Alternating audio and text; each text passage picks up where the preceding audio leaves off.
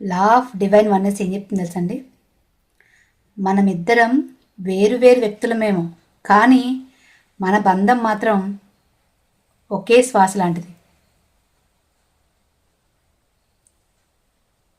ప్రతి జీవి, ప్రతి బంధం పరస్పరం కలిసే ఉంటుంది.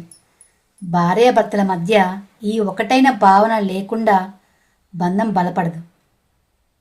మీరు బాధపడితే మీ భార్య లేదా భర్త వాళ్ళు కూడా లోపల నుంచే బాధపడతారు.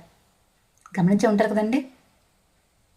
కారణం మీ మధ్య ఉన్న మానసిక అనుసంధానం. ఇవాళ ఒక్కసారి ఆలోచించండి, మన బంధాన్ని వేరు వ్యక్తులుగా చూసామా, లేక ఒక ప్రాణంగా చూసామా? భార్యాభర్తలు ఒక్కటే అయినప్పుడు ఆ బంధంలో ప్రేమ, శాంతి, స్థిరత్వం ఉంటుంది. ఈరోజు యూనివర్సల్ లా ఆఫ్ వన్నెస్ మన బంధాన్ని మునుపెన్నడూ లేని విధంగా బలపరుస్తుంది. మీ ప్రేమను ఒకరికి తెలియచేయండి, ఎందుకంటే మీరిద్దరూ ఒక్కటే.